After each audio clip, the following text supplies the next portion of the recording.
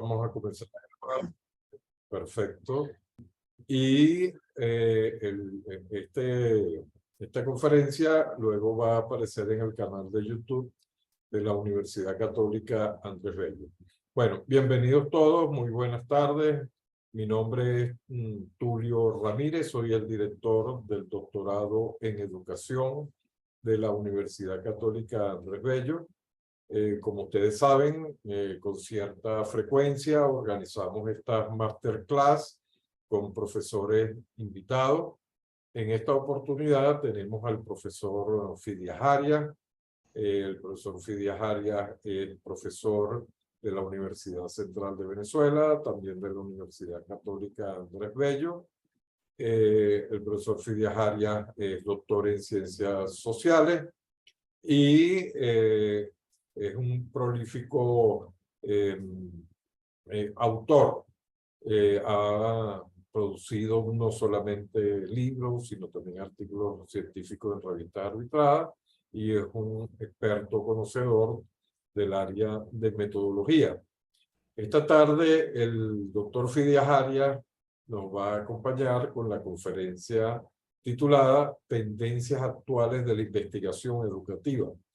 Antes de cederle la palabra al doctor Arias, quiero comentar que esta masterclass no solamente es importante, sino que también es oportuna, ya que en Venezuela en los últimos años se han desarrollado líneas de investigación en el área de educación bien importantes, las cuales han tratado de explicar, dar respuesta a algunos de los problemas que nos aquejan en materia educativa.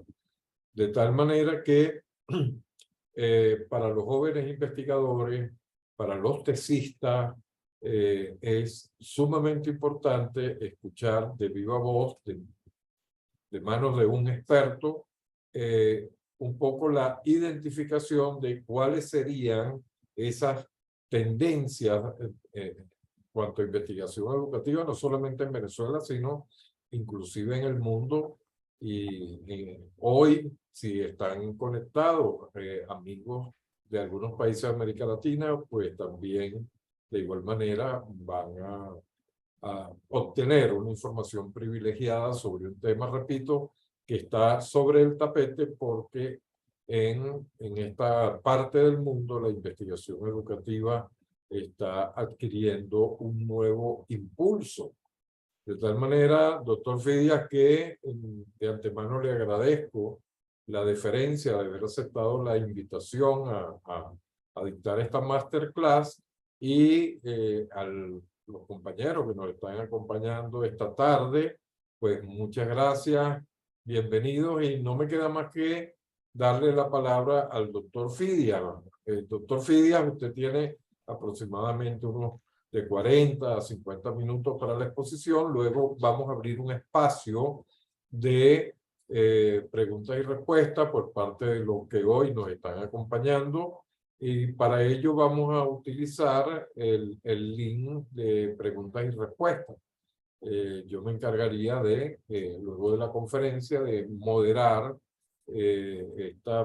para tratar de ser lo más eficiente posible y aprovechar el tiempo del cual disponemos. Bueno, no me queda más preámbulos que darle la palabra al doctor Fidias y adelante. Bueno, muchas gracias por la presentación al doctor Tulio Ramírez. Muchas gracias también a la Universidad Católica Andrés Bello por esta oportunidad. Y muy buenas tardes para todos los presentes. Muy buenas tardes. Como ya bien lo anunció el doctor Ramírez, el tema que nos ocupa en la tarde de hoy son las tendencias actuales de la investigación educativa. Entonces, cuando hablamos de tendencias, nos referimos a una dirección, a una inclinación que podemos tener respecto, digamos, a una teoría, a una escuela de pensamiento. ¿Okay? También hablar de tendencia se puede asociar con la repetición, digamos, de ciertos patrones que se observan, en este caso, en la investigación educativa. Por tanto, bueno, vamos a ver cuáles son esas inclinaciones, o mejor dicho, vamos a ver cuál es ese camino, hacia dónde va, hacia dónde se dirige actualmente la investigación educativa. Ok. Bueno, para esta conferencia, para esta masterclass, he procurado reunir un conjunto de fuentes que me sirvan de base, que me sirvan de sustento.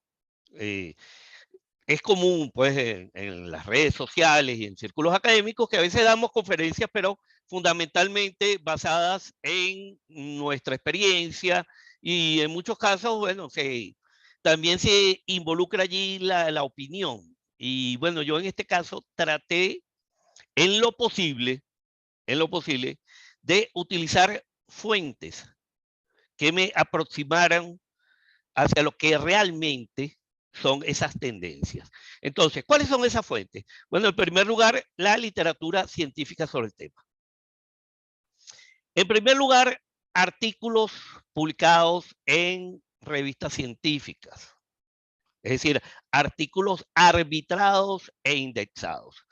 Que por cierto, hoy día los artículos arbitrados están considerados, están catalogados como la fuente más fiable de conocimiento científico. Incluso hasta por encima de textos, de conferencias que se presentan en determinados eventos.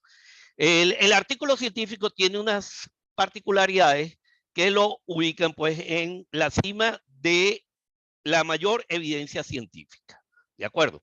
Ok. En segundo lugar, desde hace ya, yo diría, más de un año, no más, mucho más, he venido realizando lo que se denomina una revisión sistemática. La revisión sistemática, a diferencia de las revisiones bibliográficas tradicionales, precisamente la revisión sistemática se vale de múltiples herramientas de carácter tecnológico para ubicar precisamente toda la literatura disponible o la mayor cantidad de literatura disponible. ¿Y qué es lo que se busca allí? Precisamente la evidencia presente en esa literatura, y al contrastar esos distintos trabajos, entonces pudiéramos observar si hay alguna coincidencia, si hay un consenso entre los autores respecto a un determinado tema o a un determinado problema de investigación. Ok, y por último también una base de datos que la recomiendo y la vengo utilizando desde hace tiempo, es la base de datos de tesis doctorales de España, la base de datos que se denomina Teseo. Teseo. Y ustedes dirán, bueno, pero ¿y por qué Teseo? Bueno, en primer lugar, obvio, es una base de datos en idioma español, pues, castellano, idioma español. Muy bien. Ajá. Y en segundo lugar, ¿por qué siempre en mis conferencias hago referencia a España? Porque España, según el ranking Simago, ocupa el 11º, es decir, el lugar número 11 en producción científica a nivel mundial. Y hasta hace poco ocupaba el lugar número 10. Fue después del COVID, después de la pandemia, que bajó al lugar número 11. Fue superada por Australia. Pero España está por encima de Rusia, de Corea y de muchos otros países. Solo los, vamos a decir, las grandes potencias del G8 son los que superan a España en materia de producción científica en general. Ok, en todas las áreas del conocimiento. Entonces, aquí he procurado, insisto, esto es un intento de sustentar con argumentos válidos, con documentos confiables y no emitir opiniones así a la ligera. Ok, vamos con la segunda. Ok, bueno, entonces, ¿qué voy a reseñar acá? Tendencias actuales de la investigación educativa, en primer lugar, en cuanto a los temas. ¿Hacia dónde se inclinan? ¿Hacia dónde se dirige? ¿Cuáles son los, cuando me referí a tendencias como patrones que se repiten, bueno, cuáles son los temas más abordados actualmente en investigación educativa? Ok, luego la tendencia en cuanto a los paradigmas. ¿Cuál es el paradigma dominante en estos momentos? Ok, intentaré dar respuesta a ese interrogante. En cuanto a los enfoques de investigación, que por cierto, aquí también, digamos, de manera muy breve, porque no daría el tiempo para ello, pero sí aclaro esos conceptos, pues la diferencia entre paradigma, enfoque, ok. Y por supuesto también vamos a ver las tendencias en cuanto a los métodos y diseños de investigación. Aquí decimos métodos o diseños de investigación, eso también lo podemos aclarar y es muy sencillo, no es nada complicado. Ok. Entonces, ¿qué es la investigación educativa? Partimos de dar un concepto. O sea, primero que nada, es una rama de la investigación social. ¿De acuerdo? Porque la educación como tal, la educación como proceso de formación integral del individuo, ¿ok? Es un proceso social. Proceso que se da en las comunidades, en la sociedad en general. ¿De acuerdo? Ok. Luego, atiende la investigación educativa, se ocupa específicamente de problemas de ese proceso educativo. Y por supuesto, intenta dar respuestas a interrogantes, a preguntas de investigación relacionadas con el proceso de enseñanza-aprendizaje, fundamentalmente, relacionadas con el alumno, que es el principal actor social del proceso educativo, al igual que el docente. Ok. Hablando de los docentes, precisamente, la investigación educativa también intenta dar respuestas a preguntas de investigación sobre quiénes enseñan, sobre los encargados de enseñar, los encargados de educar. ¿Ok? Y también se abordan aspectos como el currículum y las instituciones educativas. Esta definición aparece, por cierto, en un artículo publicado en el 2018, si más no recuerdo, en la revista Arete. Que la revista Arete es la publicación del doctorado en educación de la Universidad Central de Venezuela. Y bueno, y cuyo editor precisamente es el doctor Ramírez. Adelante. Así que les recomiendo la revista Arete, que acaba recientemente ingresó en Cielo, por cierto, que es una base de datos importante. Ok. Eh, objetos de la investigación educativa. Bueno, ya mencioné en la misma definición, mencioné algunos, pero podemos agregar otros. Además del proceso de enseñanza-aprendizaje, el currículum, los contenidos, es decir, ¿qué se enseña? ¿Qué estamos enseñando a nuestros alumnos? Los procesos de evaluación. El alumno, el docente, las instituciones educativas, los entornos educativos, las modalidades. Tema precisamente que se fortaleció a raíz de la pandemia, todo lo relacionado con la educación virtual, la educación en línea. Entonces las modalidades, tanto la modalidad presencial, la modalidad a distancia y la modalidad virtual o en línea. ¿Ok? Adelante. Ok. Bueno, los paradigmas. Entonces aquí también voy a intentar ser breve, pero muy tajante. Insisto, se hizo una revisión sistemática. Ok. ¿En qué consistió? Bueno, busqué artículos científicos en las principales bases de datos. Web of Science, Scopus, Cielo, y otras que quizás no son tan conocidas aquí en Latinoamérica, pero que no dejan de ser muy útiles. Ok, ajá. Luego me aseguré que esos artículos, digamos en general, tuvieran una cobertura, digamos, mundial. ¿Qué quiero decir con esto? Bueno, allí conseguí artículos de Asia, del continente asiático, o de países ubicados en el continente asiático. Ajá. Conseguí artículos de autores que se ubican en África, en Europa, Norteamérica.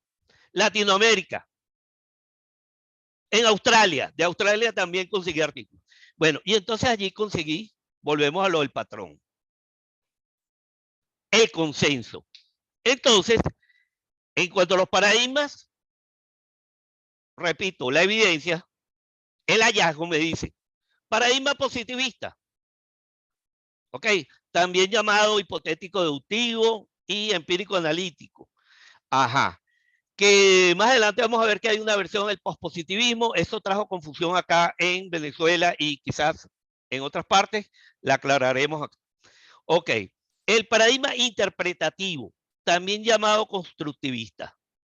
Por lo general, aquí en Latinoamérica, el término constructivista casi no se utiliza para designar al paradigma interpretativo, también denominado fenomenológico, naturalista, emergente o cualitativo.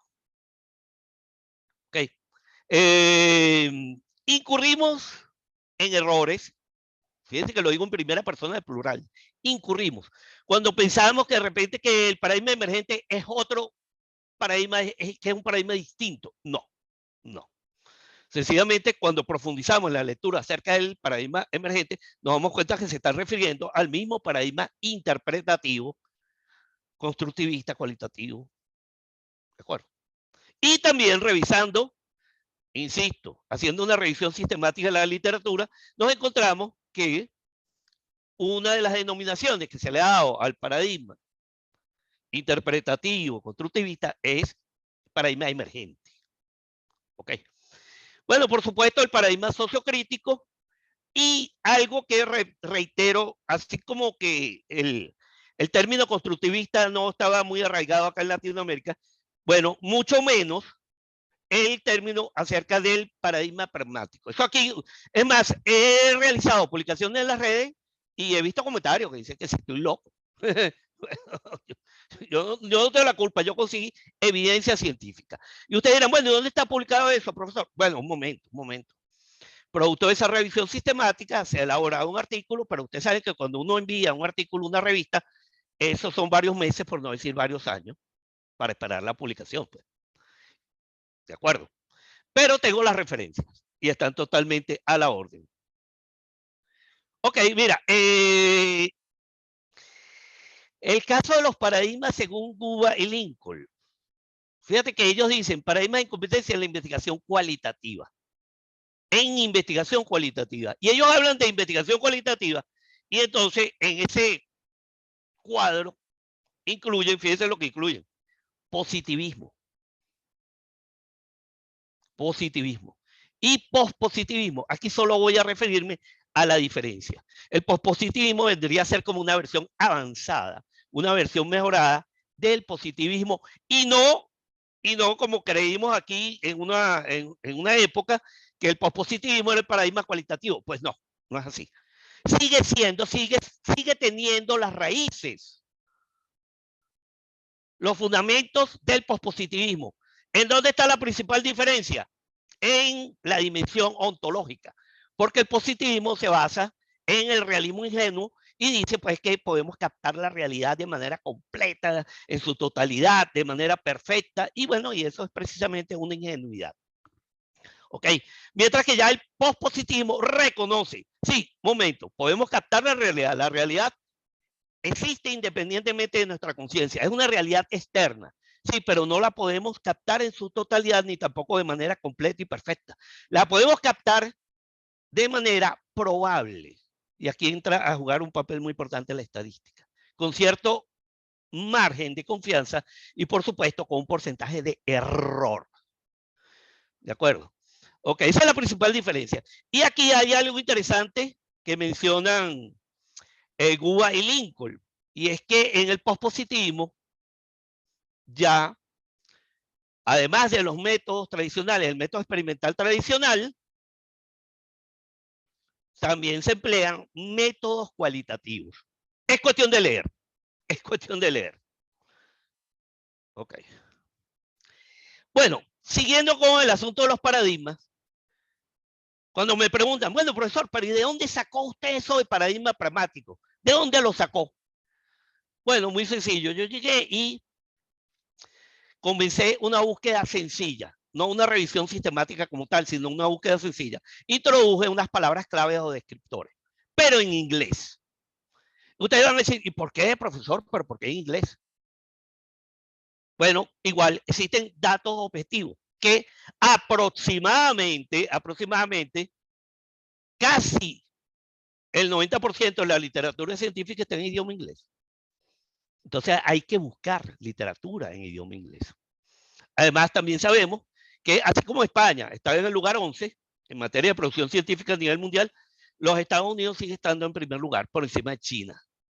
Ok, bueno, y entonces vamos a ver aquí lo siguiente. Este es un material, fíjate, estos fueron los escritores que yo introduje. Research Paradigms. Research Paradigms. O sea, paradigmas de investigación, pero en idioma inglés. Ok, y conseguí aquí un trabajo de la Universidad de Cranfield, Canadá. Y entonces, fíjate, para ellos, los paradigmas son el positivismo, el pospositivismo, fíjate, la tabla de Guba y Lincoln. Ajá, pragmatismo y constructivismo. Ustedes van a decir, ¿dónde está ahí el interpretativo? Ah, este es el constructivista. Ese. Luego aquí, fíjate, aparece el positivismo otra vez. Aquí son más claros. Fíjate que aquí le colocan una rayita, un slash, aquí. Aquí. Interpretativismo, le colocan el slash y constructivista. O sea, para aclarar, pues que se le puede denominar de ambas formas, se pueden utilizar ambos términos. Y terminan aquí en tercer lugar con el pragmático, paradigma pragmático. Aquí se repite, mira, positivismo, interpretativismo y pragmático. Llama la atención que aquí no está el paradigma sociocrítico, aquí tampoco, y aquí tampoco. Ok, pero aquí sí, fíjate bien, aquí aparece paradigma positivismo, interpretativo constructivista, repito, está el slash, crítico, paradigma crítico o sociocrítico. ¿De acuerdo? Y pragmático. Entonces, esto de paradigma pragmático, yo no me lo imaginé. No lo soñé. No, encontré la evidencia. Y entonces, ¿qué hice a partir de estos cuadros? Profundizar, buscar las fuentes originales, buscar los documentos completos. ¿Ok? Bueno, y la constante se repite aquí. Aquí está otra vez, mira, el pragmatismo está aquí también. Aquí luego me hablan de paradigma pragmático, que repito, que no ha calado en Latinoamérica, desconocemos las razones, pero precisamente estamos trabajando para ello, para que al menos se conozca que existe. Ok, bueno, esto aquí no me voy a detener mucho. Ok, porque digamos son asuntos pues que tienen que ver con cada paradigma en particular. Y yo me voy a concentrar en las tendencias, que es el tema fundamental de la conferencia. ¿De acuerdo? Pero aquí sí me voy a detener, por ejemplo, en... Ok, aquí. Ok. No, aquí no. Aquí en este. Ok. Principales supuestos del paradigma pragmático. Ok. Bueno, asume que la realidad social es mixta. Es decir, hay una realidad externa, independientemente, que existe independientemente de nuestra conciencia. Existen unos hechos que yo no puedo controlar, que los puedo observar. ¿De acuerdo? Pero también el pragmatismo asume que hay una realidad múltiple, que es la construcción que cada individuo hace de esa realidad social al interpretarla, al captarla y al interpretarla. ¿De acuerdo? Mire, esto es tan interesante y tan aplicado a la vida contemporánea, que en estos días se dio un caso de una reunión de altos mandatarios a nivel político, y entonces uno de los mandatarios dijo que la situación con respecto a Venezuela, que era una narrativa, y el otro le respondió, no, eso no es ninguna narrativa, son hechos. Entonces, en pocas palabras, el pragmatismo dice, mira, un momento, es imposible lograr la total y absoluta objetividad. Sí, eso es imposible. somos seres humanos, sentimientos, emociones, virtudes, efectos, ok. Pero tampoco se admite una total y absoluta subjetividad, porque entonces, si no, imagínate, vivimos en el mundo del embuste y del cuento y del chisme. ¿De acuerdo? Entonces, digamos, hechos como, vamos a mencionar uno, como la pobreza, existen independientemente de la conciencia del investigador. Y el investigador deberá reflejarlo. Pero ¿qué ocurre? Que si entonces el investigador es de una corriente política, de una corriente ideológica, o está en otro paradigma, entonces él llega y dice, no, ahí no hay pobreza. Ahí la gente vive feliz. No. Por eso es que la investigación, así sea cuantitativa, cualitativa, la investigación debe ser rigurosa y debe ser llevada a cabo con ética. Ética. Sí, porque en investigación, insisto, a lo mejor en el campo político, en el diálogo político, cada quien dice lo que le da la gana. Pero en el campo de la investigación científica, en el medio académico, entonces no debemos estar apegados a los hechos. Ok. Bueno, el paradigma pragmático señala, pues, que se puede adoptar la postura filosófica y metodológica que funcione mejor. Fíjate que esto de pragmático se asocia con la práctica, de allí viene el asunto. Actuar de manera práctica, resolver los problemas de manera práctica. ¿Ok? Entonces, ¿me funciona la técnica de encuesta? Hago una encuesta. ¿Me funciona, digamos, entrevistas en profundidad? Entonces aplico entrevistas en profundidad. Ok. Como dije anteriormente, el paradigma pragmático en la investigación social, estoy hablando en la investigación social, acepta miradas objetivas y subjetivas, tanto lo objetivo como lo subjetivo. Si yo estoy en una fase del estudio, que es una fase cuantitativa, mira, si estoy, digamos, midiendo, analizando el rendimiento académico en mi institución, y bueno, y el rendimiento es bajo, me duele porque es mi universidad y la quiero mucho. Pero es que el rendimiento es bajo y no tengo la culpa de eso. Estoy evaluando la producción científica, que son indicadores muy precisos, indicadores cuantitativos. Bueno, si la producción científica es baja y está por debajo de otros países o de otras universidades, ¿qué va a hacer? O sea, entonces allí, en ese caso, actúo de la manera, fíjense bien, más objetiva posible. No de manera absoluta, pero de la manera más absoluta. No voy digamos, allí a manipular los datos para quedar bien. No. Sería falta de ética. ¿De acuerdo? Ok. Y la parte subjetiva. Precisamente. Cuando entonces me relaciono con colegas, investigadores, y bueno, ¿cuáles son las razones por las cuales tú produces tan poco? Bueno, nada más uno escucha ahí la situación económica, que la vive el colega y que la vive uno también. Y bueno, ya eso es para llorar. Bueno, allí está la intersubjetividad, esa relación sujeto-sujeto. Ok, bueno, este paradigma pragmático se basa en el utilitarismo y constituye el fundamento epistemológico del enfoque mixto. Sí, porque esa es una pregunta también reiterativa, que le preguntan a uno, bueno, ¿y cuál es el sustento epistemológico? El pragmatismo. El pragmatismo. Otra cosa. No es el único paradigma que sustenta a los métodos mixtos. Ahí se los dejo. Ok, seguimos aquí. Bueno, aquí lo dice, pues los paradigmas sustentan los enfoques. Atención, mira, estamos hablando de enfoques de investigación, porque esa es otra de los errores que se cometen. Se confunde enfoque epistemológico con enfoque de investigación.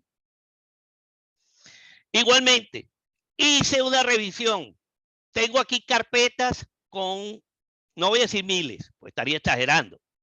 Ok, cientos de documentos.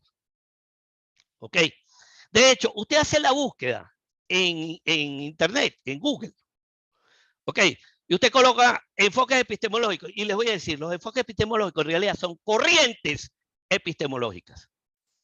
El término en el cual aparecen más entradas es corrientes epistemológicas. Pero también se les denomina, tenemos que, el castellano, el idioma español es muy, muy rico. Entonces también a las corrientes epistemológicas, entiéndase, racionalismo, empirismo, objetivismo, subjetivismo. Recomiendo el texto básico de Johann Hessen, Teoría del Conocimiento. Está gratis en internet. Ok, ajá. Pero entonces, una cosa son los enfoques epistemológicos y otra cosa son los enfoques de investigación. ¿De acuerdo? No podemos confundir allí, como dicen Pérez con manzana. Seguimos acá. Ok. Bueno, esta es la propuesta que hemos elaborado. Positivismo, interpretativismo, paradigma sociocrítico. Incluimos el paradigma sociocrítico. Y cada uno con su enfoque de investigación. Este material lo puedo compartir libremente, no hay ningún problema. Y por supuesto, aquí están las fuentes consultadas. La lista, repito, es de más de 100, pero traté de incluir las principales. Ok, y entonces los enfoques de investigación educativa serían el enfoque cuantitativo. Se sigue haciendo investigación cuantitativa. Esa es otra cosa. Fíjense que cuando se le denominó al paradigma interpretativo o constructivista, cuando se le denominó emergente, uno escucha esa palabra, y yo me acuerdo del béisbol, el bateador emergente. Es más, esa norma se impuso, yo creo que mucho antes de que se pusiera de moda aquí el paradigma. Ajá. Y entonces, ¿qué ocurre? Que emergente allí significa sustituto. Bueno, en realidad, el paradigma interpretativo, constructivista, emergente, fenomenológico, hermenéutico, comprensivo, como lo quieras llamar, vino no a sustituir al positivismo, definitivamente no lo sustituyó. No, sencillamente vino a ofrecer una visión, una óptica, un punto de vista, una perspectiva diferente. Ok. Entonces se sigue haciendo investigación cuantitativa, cualitativa, por supuesto. Ok. Se hace investigación mixta, aunque no está, digamos, consolidada al mismo nivel que los dos paradigmas básicos. Recuerden que el paradigma cuantitativo se le denominaba paradigma hegemónico, paradigma, digamos, dominante, pero ha cedido espacio, sobre todo en las ciencias sociales y en el campo de la educación. Y este paradigma, repito, el paradigma sociocrítico ofrece o sustenta un tipo de investigación, un enfoque de investigación participativo transformativo. Esa es la finalidad del paradigma sociocrítico, transformar la realidad. Ok. El enfoque cuantitativo en la investigación educativa. Bueno, puede describir, explicar o predecir la realidad, análisis de variables, ok, definir indicadores, utiliza instrumentos estructurados, el análisis es estadístico, etcétera. Ok. Aquí en el enfoque cualitativo, la finalidad básicamente es explorar, describir, comprender e interpretar la realidad. Ok. Aquí en la investigación cuantitativa se le dice que, ok, modelo hipotético deductivo, pero no es necesariamente deductiva, no. También hay etapas en las cuales hay una fase inductiva que usted va de lo particular a lo general, del dato, precisamente a la teoría. Ok, aquí precisamente no se habla de enfoque deductivo o de método deductivo, razonamiento deductivo, sino básicamente el procedimiento es inductivo. Inductivo. Usted va del dato, los datos los codifica, luego esos datos los agrupa en, vamos a decir, categorías un poco más amplias, hasta llegar pues a una categoría general.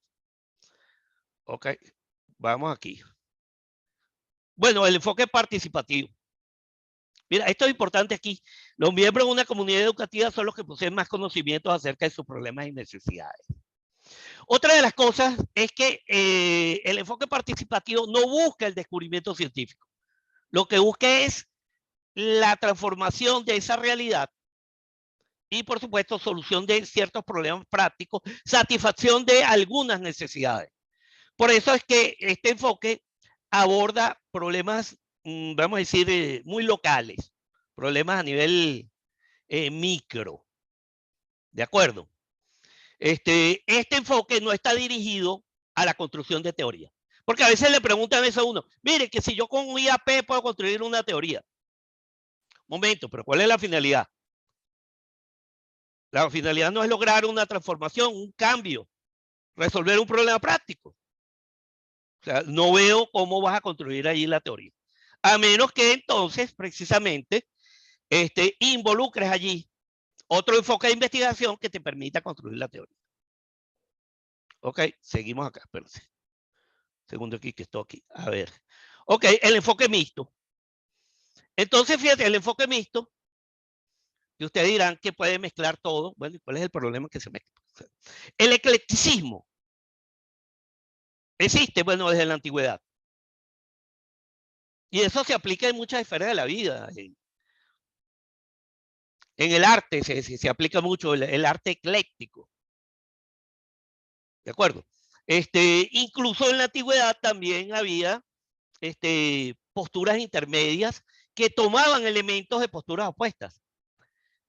Por ejemplo, entre el racionalismo y el empirismo existió pues una escuela, una corriente denominada intelectualismo. Repito, revisen a Hesse en Teoría del Conocimiento.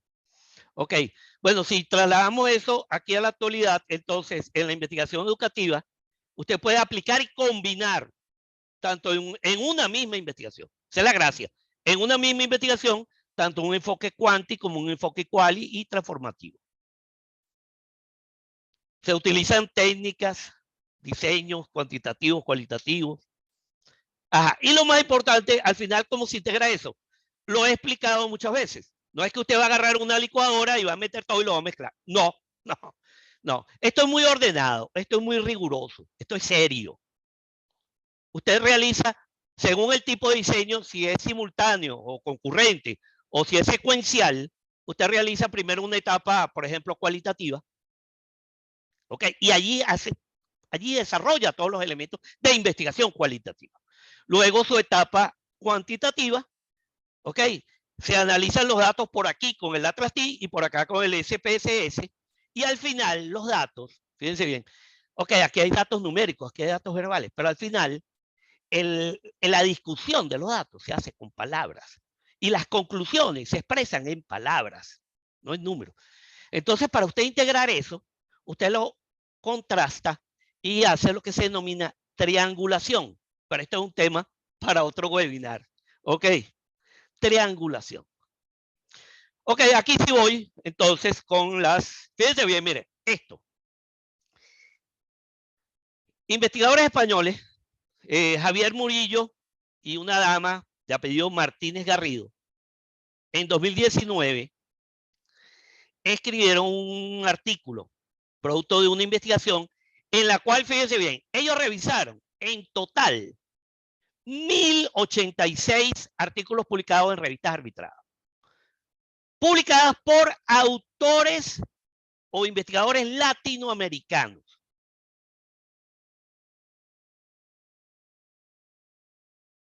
Insisto, 1086 artículos publicados por investigadores latinoamericanos en revistas arbitradas indexadas. Entonces, vamos a decir, el principal tema tiene que ver con desarrollo cognitivo del alumno, aprendizaje, desempeño escolar, o sea, rendimiento. Ok, 12.34%. Sobre los docentes, en segundo lugar. Método de enseñanza, por aquí en tercer lugar. Educación inclusiva y discapacidad, 10.04%. Sistemas educativos y políticas educativas, que es una línea de investigación de acá del doctorado en educación de la Universidad Católica Andrés Bello, 8.56%. Desarrollo socioafectivo, 8.20%. Las TIC. Fíjate que increíble cómo las TIC, para 1, 2, 3, 4, 5, 6, en el séptimo lugar. Y dirección escolar y gerencia educativa, 4.42%. Insisto, esto llama mucho la atención. Pero esos son los temas, básicamente. Ok. Fíjense que aquí yo hago una reflexión. Sobre deserción escolar, figura por allá abajo el 3.41%. 3,41%. Sobre bajo rendimiento, no sé, a menos que estén incluidos esos trabajos de bajo rendimiento en la primera categoría. Ok, pero entonces, pregunto yo, ¿es que acaso la deserción escolar se acabó? ¿Es que acaso no es un tema prioritario? Por cierto, el doctor Tulio Ramírez creo que ha establecido la diferencia entre lo que es deserción escolar, abandono escolar. Ok, pero es que veo que son temas que como que no le interesan a la gente. Entonces es más importante ahorita la inteligencia artificial. Pero bueno, ok, vamos aquí. En cuanto a los enfoques y paradigmas. Bueno, según el estudio, según los datos aportados, según los hallazgos de Murillo y Martínez Garrido, ok, hay prácticamente una igualdad entre el enfoque cualitativo, aproximadamente 50%, fíjate, aproximadamente, y el enfoque cuantitativo, aproximadamente 50%. Aproximadamente. Ok, también llama la atención que entre investigadores latinoamericanos, solo 5.9% hacen investigación mixta. O publicaron estudios con enfoque mixto. Es lo que quiere decir eso. Esa es la interpretación. Luego, el paradigma sociocrítico, 1.7. Es decir, trabajo de investigación-acción, 1.7%. Repito, no lo digo yo, esta es la tendencia. Esta es la tendencia. Cumplo con informar. Pero fíjense cómo el enfoque cualitativo ha ido ganando. Porque reitero, el enfoque cuanti era el predominante. ¿Ok? En cuanto a los métodos o diseños. Métodos o diseños. Sí, aquí no vamos a caer en el cuento, en la discusión de que si es método, de que si es diseño. Los autores del artículo utilizan la expresión método. Ajá, hay otros autores, muchísimos autores, que utilizan la expresión diseño. Es irrelevante. El asunto está aquí en lo siguiente. Ellos hablan de método ex post facto o investigación ex post facto descriptiva. Investigación ex post facto descriptiva. 23,9%. Ex post facto explicativa. 15.6%. Cualitativa con entrevistas. 12,8%. Estudio de caso. Aquí en estudio de caso, yo haría una crítica. Yo le voy a escribir. Le voy a escribir a Javier Murillo, porque es que los estudios de caso se pueden realizar desde el enfoque cuanti y desde el enfoque quali. Los estudios de caso, no soy médico, pero los estudios de caso que se hacen en el ámbito clínico son básicamente cuanti. Ahí tú ves los valores, la hemoglobina, el colesterol, los triglicéridos, la glicemia. Son números. Ok. Pero hay otras áreas del conocimiento en las cuales los estudios de caso se inclinan más hacia el enfoque quali. Aquí recomiendo, mira, los estudios de caso para el enfoque quanti, recomiendo el texto de Robert Jean. Los dos Robert. Ajá. Y en el caso de, para estudios de casos cualitativos, el de Robert Stake, de Editorial Morata. Los dos Robert. Robert Jean, quanti, y Robert Stake, quali. Ok. Ajá. Investigación evaluativa, 6.5%. Análisis documental, 6.2%. Igual aquí, análisis documental, habría que ver si son revisiones sistemáticas o si son análisis de contenido cuanti o análisis de contenido quali. Investigación etnográfica, 3.1%. Investigación experimental, bueno, esto ha bajado bastante. Es difícil hacer un experimento en el aula o con estudiantes, aparte de la necesidad, la imperiosa necesidad, el carácter obligatorio de contar con el consentimiento informado. y en muchos casos aprobación por un comité de ética. Investigación biográfica o historia de vida. Y la investigación histórica. Mira, me detengo aquí, investigación histórica, pero repito, investigación histórica en el campo de la investigación educativa. O sea, aquí esto es el diseño de investigación histórica. Sí, cuando me preguntan, profesor, ¿y usted qué opina de la investigación histórica? ¿Es cuantitativa o es cualitativa? Yo le digo, no, ninguna de las dos, es histórica. Es histórica. O sea, la investigación histórica tiene sus propios métodos, sus propios enfoques. Ah, un momento, que usted en una determinada investigación histórica, usted puede abordarla con un enfoque cuanti, válido. En otra, puede abordarla con un enfoque quality y mixto también. Pero la investigación histórica, insisto, no es que me la vas a encajonar o etiquetar como cualitativa. Algo así como la investigación jurídica, y eso nos lo puede aclarar aquí el doctor Tulio Ramírez, que es abogado. La investigación jurídica no es ni cualitativa ni cuantitativa, es jurídica. Y tiene su método allí de hermenéutica jurídica, ¿ok? Que si bien es cierto, interpreta, o sea, la exégesis, la interpretación de la norma jurídica, creo que no tiene mucho que ver con el círculo hermenéutico de Gadamer, al menos eso creo. Y además creo que también la investigación jurídica, creo que es anterior, mucho anterior. Ok, entonces seguimos acá. Modalidades de tesis doctorales. Por eso le dije que consulté Teseo. Tenemos aquí investigación dirigida a la verificación de teoría y la investigación conducente a la generación de teoría. También hay tesis doctorales de investigación más desarrollo tecnológico. Busquen en Teseo, busquen allí. Sobran. Y hay otras investigaciones de carácter teórico, pero cuando me refiero a investigaciones de carácter teórico, me refiero a las que se dan en las ciencias formales. Ciencias formales cuyos objetos de estudio son objetos ideales, objetos intangibles. Entiéndase, la matemática y la lógica. ¿Ok? Objetos que solamente están aquí, que no los puedes tocar así. ¿Ok? Mientras que cuando nos referimos a investigación empírica, es la que se lleva a cabo en las ciencias fácticas.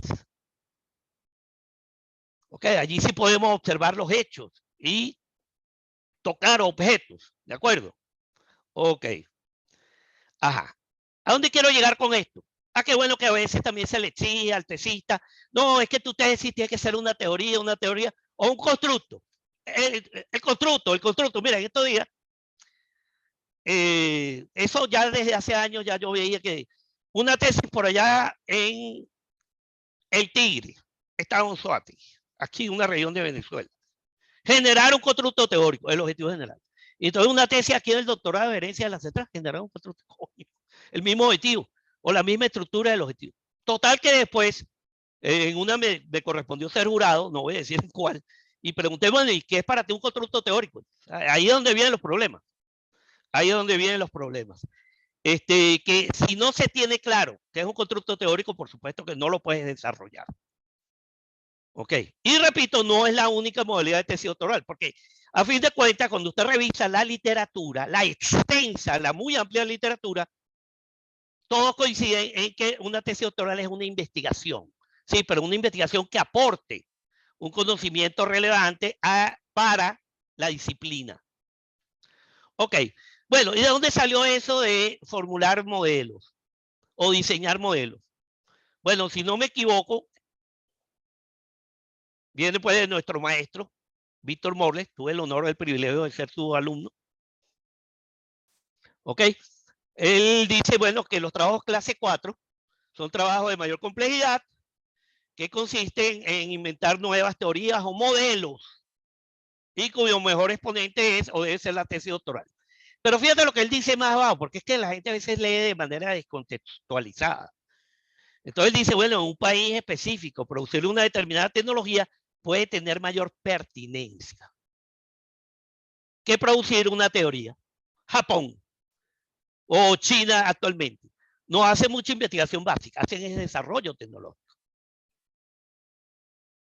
Toman la investigación básica que se genera, por ejemplo, en Norteamérica y en Alemania, ok, pero ellos hacen investigación aplicada y luego desarrollo tecnológico. Ok. Sí, porque hay esa tendencia aquí de los modelos en la Universidad Católica. Modelos. Modelo. Sí, pero la tesis puede ser algo más que un modelo. Ok. Y entonces aquí busqué en tesis doctorales TESEO. Fíjense, las palabras, los descriptores eran modelo teórico, modelo teórico. Y me aparecieron, aquí está la evidencia, y esto fue de anoche, 73 registros. 73. Solo, yo muestro aquí solo lo que abarca la diapositiva. Entonces aquí aparece propuesta de un modelo teórico de la interdisciplina, un modelo teórico y psicométrico en Chile, diseño de un modelo teórico, la efectividad del marketing, modelo teórico unificado, modelo teórico. Aquí hay uno, ¿ves? Modelo teórico de base de análisis de parques científicos y tecnológicos a América Latina, Venezuela como caso de estudio.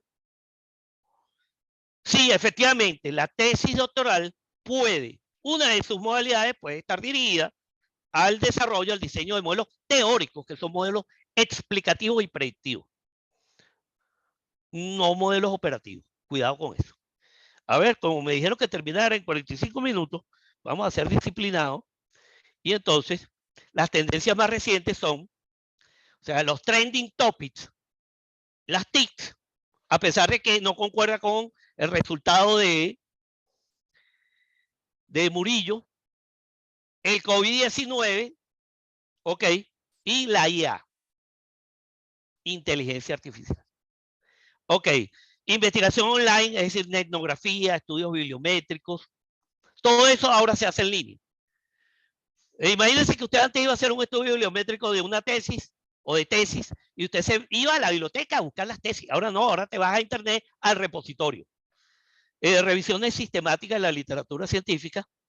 Podemos hacer un webinar específicamente de eso, de cómo se hace una revisión sistemática. Eso sí, después que me publiquen mi artículo por ahí, para tener base. Ok, transformación de métodos y técnicas cualitativas en cuantitativas en cualitativas. Mira, me enteré, encontré artículos científicos, publicaciones, evidencia.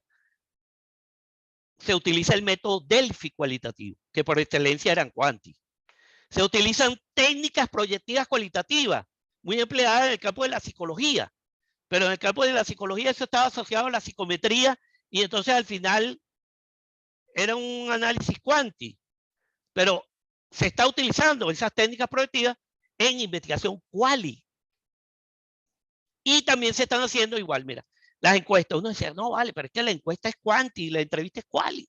No, se están haciendo también encuestas cualitativas en línea. Todo muy mediado por la tecnología. Ok, y por último, la investigación multidisciplinar y colaborativa. No quise aquí colocarlo de que si transdisciplinar y eso, porque en realidad no tengo mucho dominio de eso. Y lo que sí puedo decirles es que esa investigación colaborativa, una recomendación para todos los jóvenes investigadores, estudiantes, autores, no caigan en esa práctica que la colaboración consiste en que, bueno, somos 10 autores, la revista depredadora, pero está en Scopus, pero es depredadora, cobra $1000 y entonces cada uno ponemos 100. Esa es la colaboración. Entonces después aparece uno ahí en el séptimo, como séptimo autor. Y tú le preguntas, mire, ¿qué trata tu artículo? Yo lo que puse fueron $100. Bueno, lamentablemente esas prácticas ocurren. Por supuesto que ese es un tema que para investigarlo es difícil, porque la gente a veces no reconoce esas cosas. No lo reconoce. O sea, son temas sensibles. ¿Ok? Este es el artículo de Javier Murillo y Cintia Martínez Garrido. Repito, Javier Murillo y Cintia de la Universidad. Mire, ustedes dirán, bueno, ¿y quién es Javier Murillo? Es una autoridad. Es una autoridad. Al final del artículo aparece su reseña curricular. Bueno, creo que terminé exacto. ¿De acuerdo? Así que ahora le doy la palabra al doctor Ramírez. Bueno, muy buena tu disertación, Fidia, felicitaciones. Creo que los amigos que nos acompañan deben estar bastante complacidos por esta intervención. Nada más para informar, detecté compañeros de Ecuador, de Chile, de España, de Venezuela, de distintos lugares, de Maracaibo, Barinas, Cumaná. Por aquí tengo a alguien de Perú. Total que esta conferencia ha llegado a muchos lugares. Bueno, vamos a abrir el espacio de preguntas y respuestas. Vamos a tratar de hacer preguntas bien puntuales. Pero antes de llegar allí y ustedes vayan escribiendo sus inquietudes, debo comentar que una de las cosas que me parece relevante destacar de la exposición es ese interés de discriminar algunos conceptos que muchas veces se asumen como equivalentes, paradigmas, enfoque de investigación, me parece bien interesante. Otro, introducir el término de el pragmatismo como un nuevo enfoque de investigación que va más allá de lo cuantitativo y lo cualitativo. Y además, otro tema bien interesante que me llamó mucho la atención en los resultados del trabajo de Murillo tiene que ver con el poco porcentaje que se le ha dedicado, o que él detectó que se le ha dedicado a la investigación en TIC, porque tengo entendido desde hace por lo menos 10 años, la investigación en el área del desarrollo de las nuevas tecnologías y sobre todo de las nuevas tecnologías aplicadas en la educación ha sido muy abundante. Bueno, es cuestión de actualizar los datos y ver hoy en día cómo está la situación. El tema de la inteligencia artificial y la educación también ha sido otro tema muy atractivo para los nuevos tesistas, ya que es lo que está en la cresta de la ola en materia de investigación educativa. Por aquí te saludan desde Guatemala, también compañeros que nos están. Compañero Amílcar, saludos Amílcar. Ah, bueno, parte de tu fans en la... Acabo de colgar, acabo de subir el... me saluda aquí también Brenda, desde República Dominicana. República Dominicana. Visitaremos allá en Santo Domingo. Ya. Ok, Bueno, mira, acabo de colgar la presentación en PDF aquí en el chat. La pueden descargar libremente. Ok, vamos a ver un poco cuáles son las inquietudes de nuestros amigos que nos están acompañando y un poco para que vayas respondiendo. Por aquí Lady Hernández nos dice las tendencias pueden depender de las diversas perspectivas de la socioeducativa. No entiendo muy bien, pero supongo que tiene que ver es decir, los enfoques dependen de visiones un poco mucho más omniabarcantes. Digo, las tendencias en educación dependen también el asumirlas si están un poco acordes con nuestra manera de ver el mundo, con nuestra manera de entender el mundo, con nuestra posición ante el mundo, nuestra posición no solamente ideológica, sino teórica. Eso, por supuesto, nos hace ser afines o no a ciertos paradigmas o a ciertos enfoques de investigación. No sé qué quieres opinar sobre esto, Fidia. Mira, hay que considerar que el trabajo de Murillo se hizo a partir de artículos. Ok. Entonces, ¿qué ocurre? Que esos artículos básicamente son elaborados por ya investigadores consolidados. Entonces, cada investigador, digamos, puede tener o bien líneas de investigación y enfoques o concepciones del mundo muy personales, muy particulares, pero también puede estar apegado a líneas de investigación institucionales. Entonces, si de repente yo soy investigador de, vamos a decir, Centro de Investigaciones Educativas UCAP, y hay unas determinadas líneas que desde el punto de vista institucional debemos cumplir con ellas, entonces obviamente que yo me ubicaré básicamente. Ahora, el enfoque, como bien señaló el doctor Tulio, depende precisamente de esa concepción. Yo no diría, como dice Creswell, John Creswell, que él dice visión del mundo, o como decía también este señor Patton, con doble T. Visión del mundo. Visión del mundo me parece algo como que muy amplio. Visión del mundo es visión de la sociedad, de la familia, de la política, de la religión. No, no, no. Yo me voy a referir aquí a visión de la ciencia. O sea, ¿crees en la ciencia realmente? Digamos, ¿crees que la ciencia, que es falible, puede cometer errores, por supuesto, pero que la ciencia progresa, que la ciencia avanza, o que sencillamente todo es un convencionalismo social, todo es una construcción social? Según esa concepción, entonces usted puede abordar un determinado objeto de estudio ya ubicándose en un paradigma. Y por supuesto, a partir del paradigma, asumes el enfoque de investigación. Mira, problemas, insisto, complejos, como el mismo, tan sencillo como que el rendimiento escolar.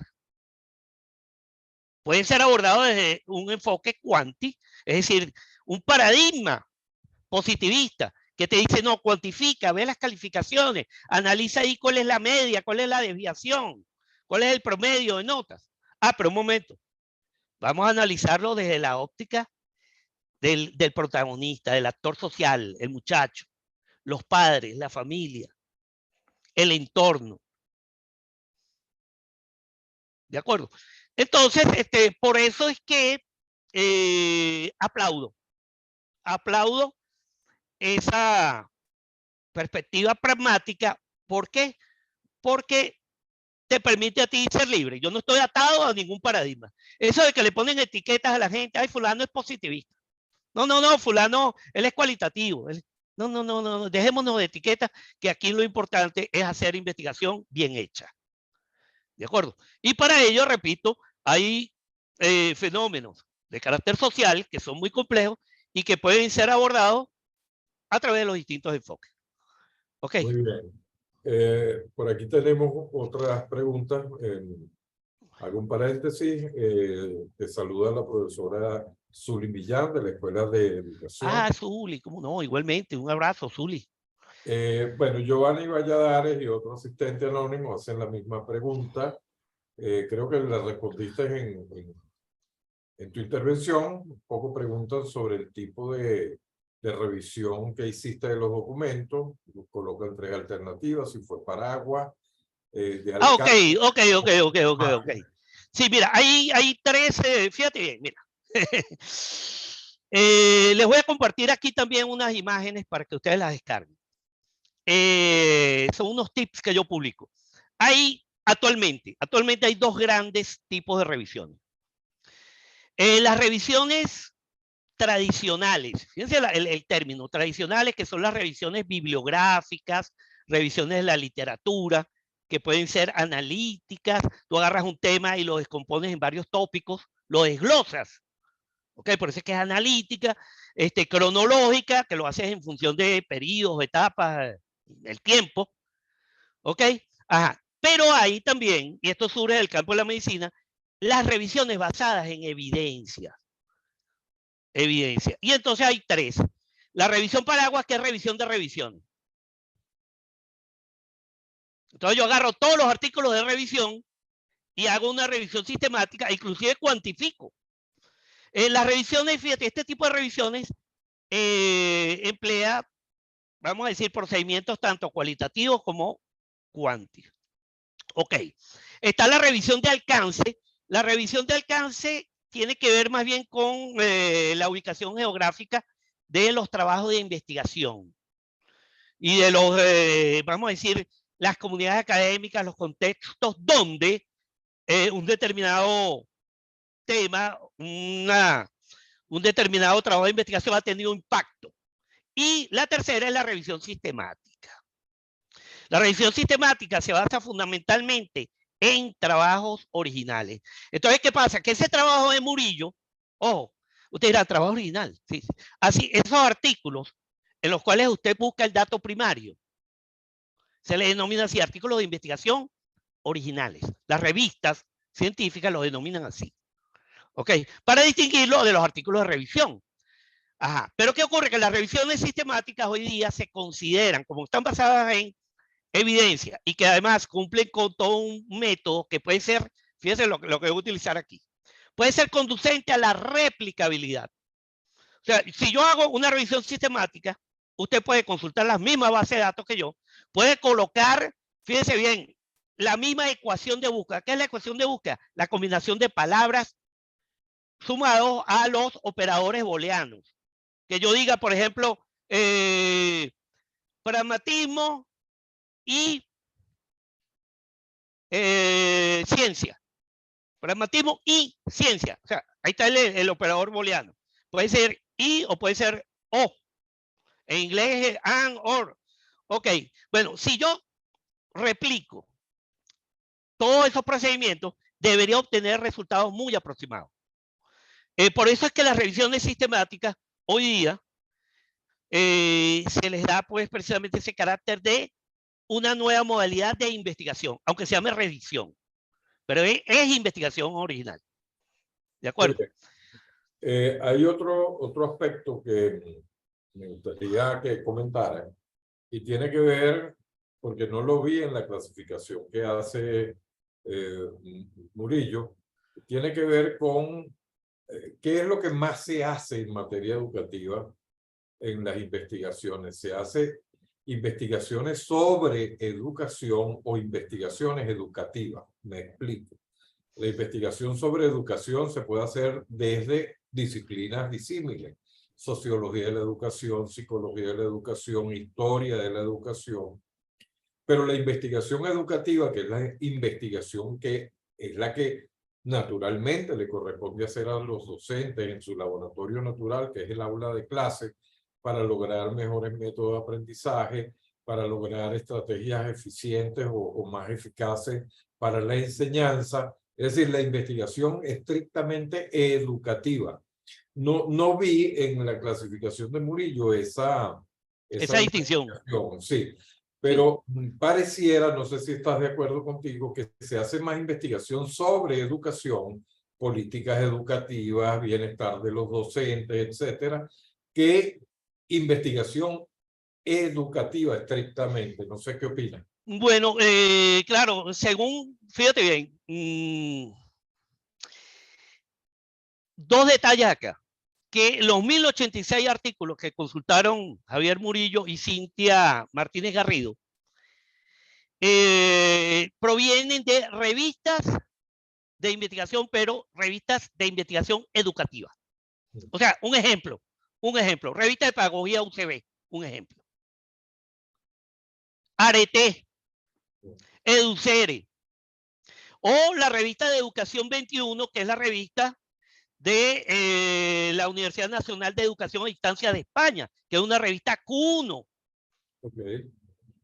Q1 o Q2. Q1. Ok, ajá. Entonces, ¿qué pasa? Que él tomó los trabajos de revistas. Claro, ¿por qué? Porque a veces se hacen trabajos. Yo recientemente participé en una investigación, el artículo debería estar publicado ahora en el próximo mes de julio. Participé conjuntamente con un psicólogo venezolano, un joven muy talentoso, y entonces el artículo básicamente es sobre perfeccionismo académico. Entonces tiene más un componente psicológico. Claro, el psicólogo es él. Claro. El psicólogo es él, ¿de acuerdo? Pero el artículo se mandó a una revista de psicología educativa, no de educación, la revista. Pero si me voy a la cifra, a los datos que proporciona Murillo, en el primer lugar es lo referido a los procesos de educación. A ver, te coloco ya la imagen. A ver. Vamos a buscarla aquí rápidamente. Aquí. En esta vez. Desarrollo cognitivo del alumno, aprendizaje y desempeño escolar. 12.34%. Los otros temas, bueno, este también, mira, si hacemos una sumatoria, por ejemplo, más estrategia, método de enseñanza y estrategia didáctica, 10.41, entonces va agregando. Claro. Va agregando. También depende, digamos, del equipo de investigadores. O sea, el educador debería básicamente hacer investigación sobre educación, pero eso no quiere decir que no puedan participar profesionales de otras áreas y viceversa, Claro, que el mismo educador pueda participar en temas de otras disciplinas.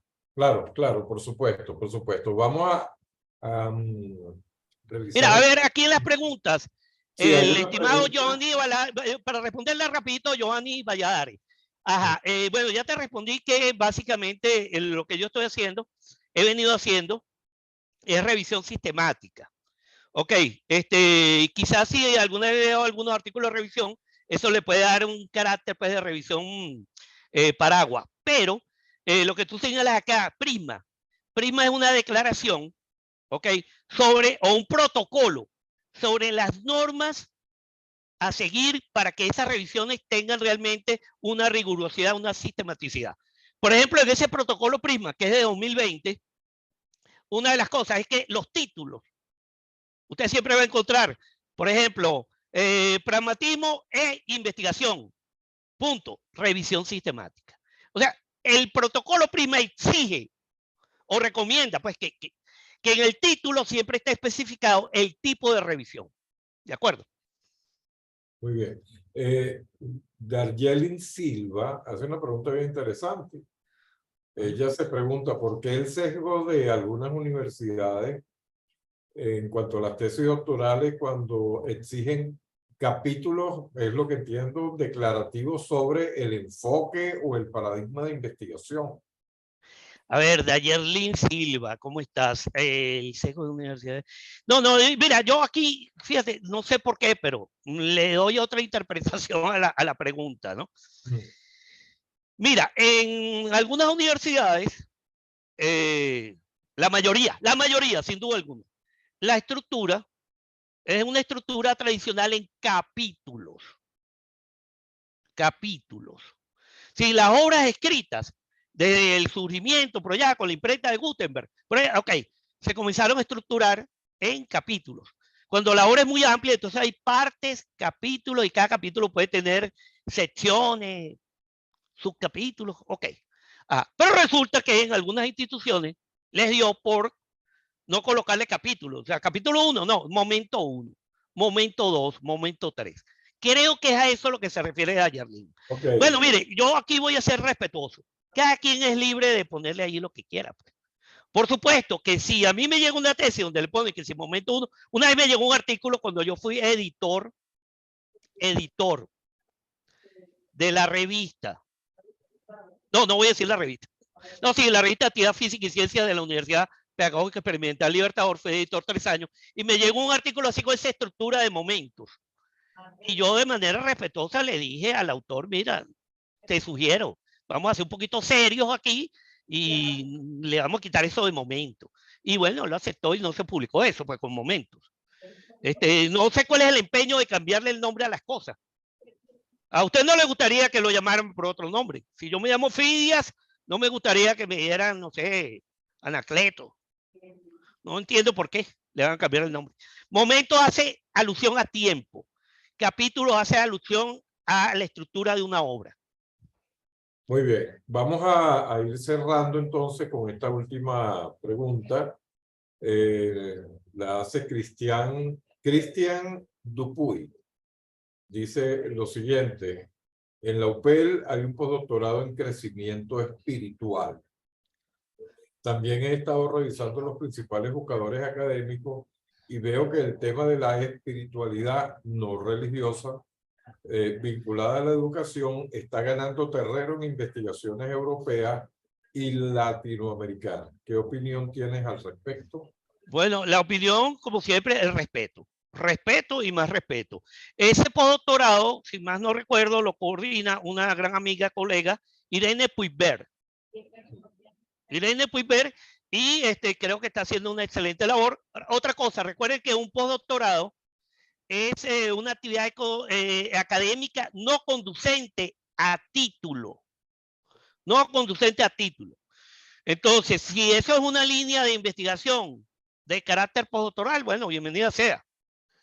Repito, en la academia, recuerden que en las universidades se desarrolla la ciencia, las humanidades y la tecnología. Entonces no todo es ciencia, también hay arte, también hay literatura. No todo es ciencia.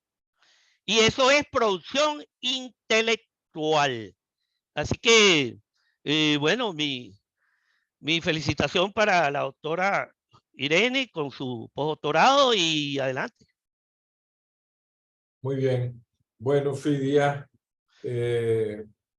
debo agradecerte esta videoconferencia muy, pero muy interesante. Les recuerdo a los que nos acompañan que esta conferencia va a estar colgada en el canal de YouTube de la Universidad Católica Andrés Bello. Bueno, de parte del doctorado en educación de la UCAP, muchísimas gracias Fidias, y muchísimas gracias a todos los que nos acompañaron el día de hoy. Y recuerden de estar pendientes siempre por las redes sociales, ya que con mucha frecuencia promocionamos este tipo de actividades académicas porque consideramos que es de lo más inclusivo, porque en poco tiempo se puede hacer una convocatoria y nos pueden acompañar, como el día de hoy, gente interesado de todo el mundo. Entonces, bueno, Fidel, muchísimas gracias. Si quieres dar unas palabras finales a nuestra audiencia. Ajá, sí, mira, las palabras finales. Acabo de mencionar pues que en la academia hay esa apertura a diversos tipos de conocimiento. Conocimiento científico, conocimiento humanístico, la tecnología. Ok, pero si usted está ubicado en uno de esos sectores, bueno, hay que conocerlo, hay que saber. Anoche, casualmente, también tuve, anoche fue martes, sí, exactamente, tuve una clase en la cual se tocó el tema de las verdades absolutas, que es un tema de una discusión de nunca acabar, de nunca acabar. Pero sí dejé, y esto quiero, esta es mi palabra de cierre. Sí quiero dejar claro que voy aquí a parafrasear a un físico norteamericano, Alan Sokal, protagonista de un hecho llamado el escándalo Sokal. Búsquenlo en internet. Él es autor de una obra, Imposturas Intelectuales. Entonces él dice algo así: bueno, para los que no creen en las leyes de la física, para los que creen que la ciencia es solo un convencionalismo social y una construcción de la mente humana, bueno, yo lo invito a que discutamos esto aquí en mi casa. Yo vivo aquí en un piso 21. Son un bate y después me cuenta. Y el caso de anoche es que cuando dicen que no existen verdades absolutas, bueno, un momento, me lo estás poniendo. Si tú dices que no existen verdades absolutas, lo que tú estás planteando, me lo estás planteando de manera absoluta. Y entonces hice el simple ejemplo de que, el simple ejemplo, pues aquí, mira, aquí está una llama, aquí está. Ah, mire, no me vengan con embustes, por favor, que nadie me mienta, que nadie engañe a sus colegas ni a sus estudiantes. Señores, está demostrado, es una ley de la ciencia, que el calor dilata los cuerpos, y por supuesto, si se trata de la piel humana, te quema. Estos videos que usted ve en las redes, que si un medium, un tal que se concentra y el tipo se transporta y que entonces camina sobre... Eso es embuste, todo eso es embuste. Haga usted la prueba, hágalo. Y después me va a decir, no, es que eso es subjetivo. No, eso no es subjetivo. De que te quemas, te quemas. Muy buenas tardes y un abrazo para todos. Bueno, Un gran muy abrazo bien. para todos. Muy buenas tardes, saludos a todos y nos vamos a ver en la próxima conferencia que les anunciaremos con tiempo a través de las redes sociales. Muchísimas gracias por acompañarnos. Gracias. Ok, dejo de compartir aquí y salir aquí. Bueno, muy buenas tardes. Hasta la próxima.